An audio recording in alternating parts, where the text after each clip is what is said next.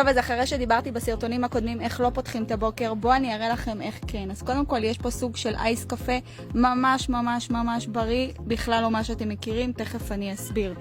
שמתי פה חלב שקדים, בננה, תמר ואבקת השייק בטעם שוקו. יש בזה ויטמינים, מינרלים, סיבים, חלבונים, חומצות אמינו, ספירולינה, סידן, ברזל.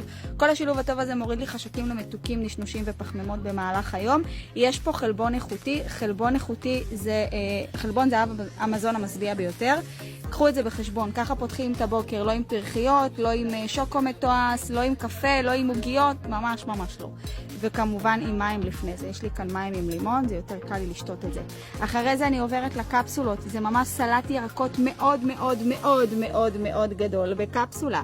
זה המוצר הנחקר ביותר בעולם. אין משהו שמשתווה אליו, שמתעלה עליו.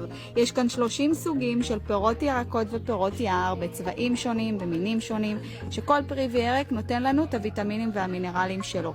אז אני מתחילה בלקחת את הפירות יער ואת הפירות ביחד על הבוקר. דרך אגב אפשר להכניס אותם גם לשייק. ואחרי זה אני לוקחת את זה, את הירקות, שזה זה, עם האומגה. אז ככה אני פותחת את הבוקר שלי, מתעלה על כל תוסף תזונה שאתם מכירים. אין דברים כאלה. היחיד שנספק 94% למחזור אדם, כאילו אכלתם 30 סוגים בצבעים שונים של פירות, ירקות ופירות יער אורגניים.